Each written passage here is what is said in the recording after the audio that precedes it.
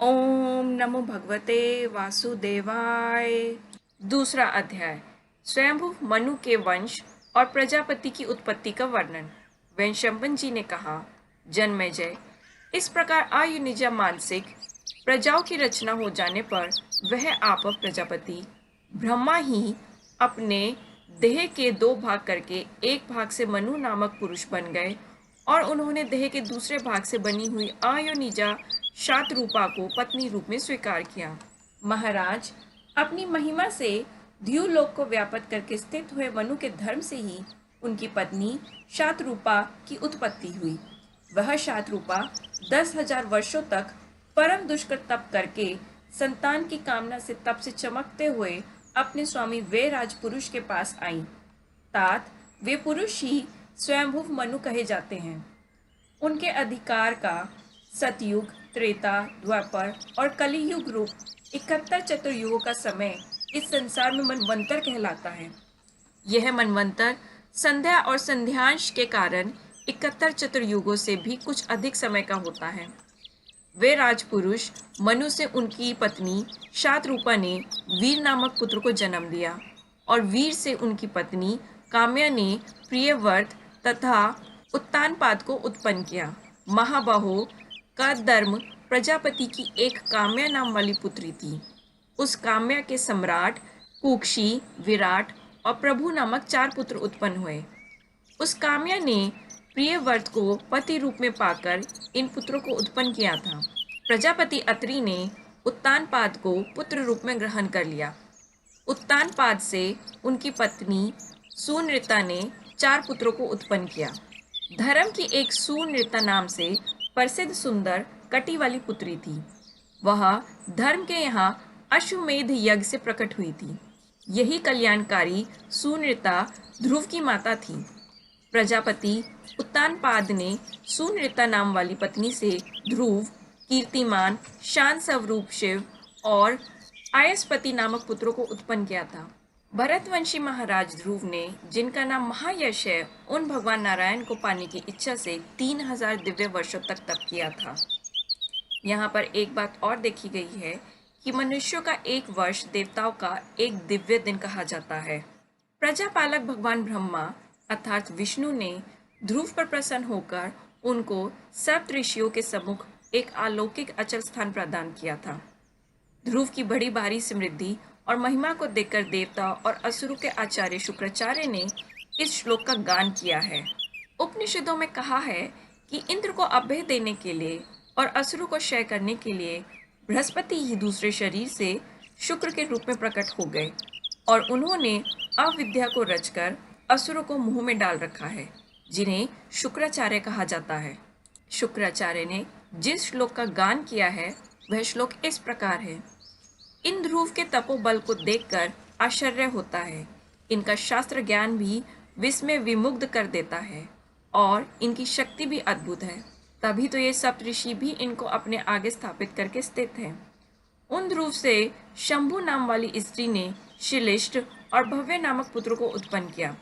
शिलिष्ट से सुछाया नाम की पत्नी ने रिपु, रिपुंजय, पुण्य, वृकिल और वृकतेजा 5 निष्पाप पुत्रों को उत्पन्न किया।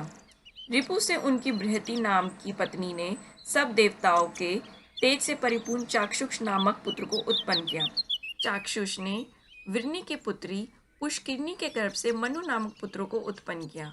वे राज प्रजापति के वंश में उत्पन्न हुए इन परम तेजस्वी मनु से महात्मा अरण्य के पृथ्वी नटवाला द्वारा 10 श्रेष्ठ पुत्रों को उत्पन्न किया गया। उरु, पुरु, शतध्रुमन, तपस्वी, सत्यवान, कवि, अग्निशट्टुत, अतिरात्र और सुद्युमन, ये 9 और 10वां अभिमन्यु, ये नटवाल के पुत्र कहे जाते हैं।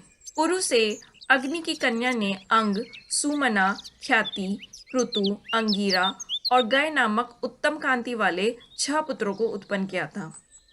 अंग से मृत्यु की पुत्री सुनीता ने वे नामक एक पुत्र को उत्पन्न किया था। वह अत्याचारी था, देवता धर्म आदि से द्रोह रखता था, अतएव ऋषियों को उस पर बड़ा क्रोध आया। ऋषियों के कोप से नष्ट हुए वैन के दाहिने हाथ को मुनियों ने संतान उत्पन्न करने के लिए मथा। तब मुनियों के मते हुए वेन के दाहिने हाथ से पृथु की उत्पत्ति हुई। ऋषियों ने उसको देखकर कहा, यह पृथु प्रजाओं को प्रसन्न करेगा और इस महातेजस्वी को उत्तम यश की प्राप्ति भी होगी। तब वे क्षत्रिय जाति में प्रथम उत्पन्न हुए वेन के पुत्र पृथु धनुष, कवच और तलवार धारण कर अपने तेज से डाकू, अधर्मी आदि दुष्ट पुरुषों को भस्मसा करते हुए इस पृथ्वी की रक्षा करने लगे। पृथु राजसूय यज्ञ में अभिषिक्त होने वाले राजाओं में प्रथम भूपति हुए। उन्हीं के यज्ञ में अग्नि से राजाओं की स्तुति करने में चतुर सूत तथा राजाओं की वंशवाली पढ़ने में प्रवीण मागध प्रकट हुए थे। भरतवंशी महाराज प्रजाओं को आजीविका देने की इच्छा वाले पृथु ने देवता और ऋषियों की मंडलियों को साथ में ले गोरूपनी पृथ्वी से अन्न आदि सकल वस्तुओं को धुआ था। पृथु के समय पितृदानव, गंधर्व, अप्सरा, सर्प, यक्ष, वृक्ष और पर्वतों ने अपने अपने पात्रों में दुआ था। पृथ्वी ने उनको इच्छा अनुसार दूध दिया था और उस दूध से उन सब ने अपने प्राणों को धारण किया था। पृथु के अंतर्ध्यान और पालित ये दो धर्मज्ञ पुत्र हुए और अंतर्ध्यान से शिखंडनी ने हविधारण नामक पुत्र को उत्पन्न किया। हविधारण से अग्नि की पुत्री धिष्णा ने प्राचीन बरही, शुक्ल, गय, कृष्ण, व्रज और अजिन नाम वाले 6 पुत्रों को उत्पन्न किया। महाराज भगवान प्राचीन बरही, जिन्होंने प्रजाओं का पालन एवं संवर्धन किया था, अपने पिता हविधारण से बढ़कर प्रजापालक हुए। जन्मेजय उनके यज्ञ करते समय बिछे हुए प्राचीन नागर कुश समस्त भूमंडल पर फैलकर उनके महत्व को प्रकट करते रहते थे। अतएव उनका नाम भगवान प्राचीन बरही है। महीपति प्रभु प्राचीन बरही ने बड़ा भारी तप करने के पश्चात समुद्र की पुत्री सवर्णा के साथ विवाह किया था। प्राचीन बरही से समुद्र की पुत्री सवर्णा ने 10 पुत्र उत्पन्न किए। उन 10 का प्रचेता यह एक ही नाम था। वे सब धनुर्वेद के परागामी थे। वे सब प्रचेतागण एक साथ समान धर्म कर्म का आचरण करते थे और एक से शील वाले थे। उन्होंने समुद्र के जल में प्रवेश करके 10,000 वर्षों तक बड़ी भारी तपस्या की। जब प्रचेतागण तप कर रहे थे, तब आरक्षित पड़ी हुई पृथ्वी को वृक्षों ने चारों ओर से ढक दिया। इससे प्रजाओं का नाश होने लगा। 10,000 वर्षों में वृक्षों ने आकाश तक को घेर लिया। तब वायु का चलना बंद हो गया और प्रजाओं का चेष्टा करना, हाथ पैर हिलाना भी बंद होने लगा। अपनी तपस्या यानी ज्ञान दृष्टि से इन सब बातों को जानकर सब प्रचेता इसका उपाय करने के लिए उद्यत हो गए और उन्होंने क्रोध में भरकर अपने मुखों से वायु और अग्नि को प्रकट कर दिया। वायु ने वृक्षों को जड़ से उखाड़कर उनको सुखा दिया। तब अग्नि प्रचंड होकर उन वृक्षों को जलाने लगी। इस प्रकार वृक्षों का नाश होने लगा। इस प्रकार जलते जलते जब कुछ ही वृक्ष बाकी बचे, तब वृक्षों के संहार की बात को जानकर इन वृक्षों के राजा सोम प्रजापति प्रेचेताओं के पास जाकर बोले, प्राचीन बरही के पुत्र प्रेचेताओं, तुमने तो पृथ्वी को वृक्षों से शून्य ही कर डाला है। राजाओं, अब अपने क्रोध को रोको तथा इन अग्नि और पवन को शांत करो। यह वृक्ष की रत्न स्वरूपा सुंदरी कन्या है। मैंने भविष्य के तत्व को जानकर इसे अपने घर में स्थापित कर लिया था। अर्थात वायु ने वृक्षों को सुखाते समय उनका जलीय सारांश जल के कारण सूर्य में पहुंचा दिया। इसी प्रकार पृथ्वी का सारभूत अंश जल में चंद्रमा में पहुंचा दिया। इस प्रकार कन्या रूप वृक्षों का वीर्य सोम ने अपने घर में धारण कर लिया।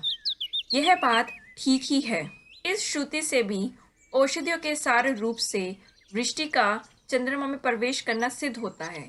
इस प्रकार चंद्रमा का यह वचन ठीक ही है कि मैंने इन वृक्षों की कन्या को अपने घर में धारण कर लिया था। अब आगे बढ़ते हुए राजा सोम ने क्या कहा वह सुनते हैं। यह मारीशा नाम वाली कन्या वृक्षों के वीर्य अर्थात सारण से रची गई है।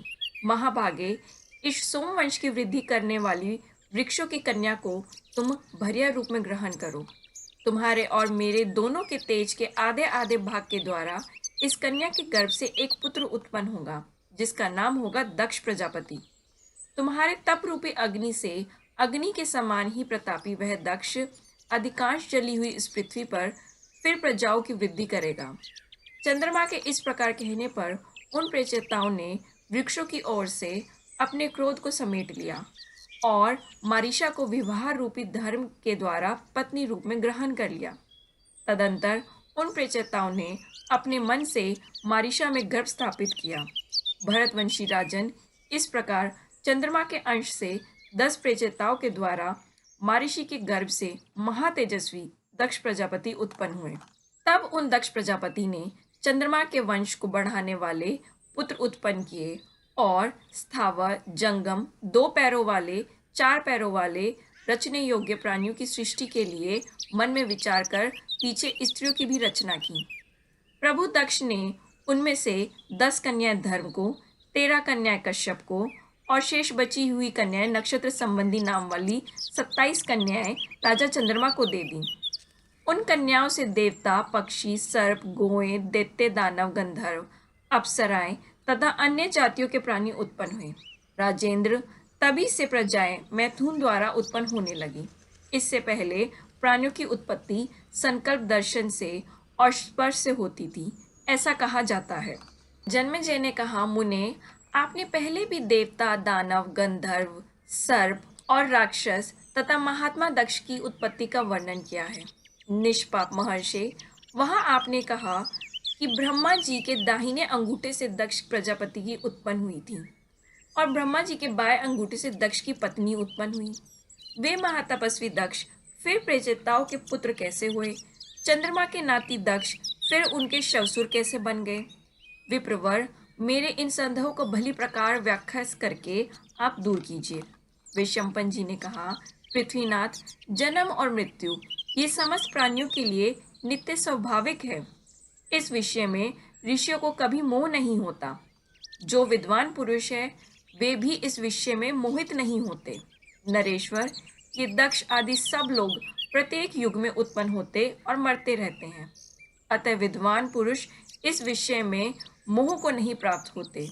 राजन, पहले इनमें ज्येष्ठ था और कनिष्ठ का, अर्थात पहले पीछे उत्पन्न होने का कोई विचार नहीं था।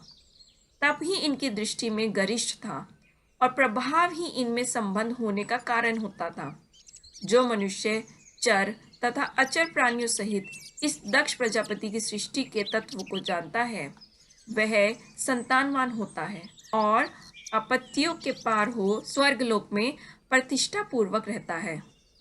इस प्रकार श्री महाभारत खलीबाग हरिवंश के अंतर्गत हरिवंश पर्व में प्रजा सर्गत प्रसंग में दक्ष की उत्पत्ति का वर्णन विषयक दूसरा अध्याय पूरा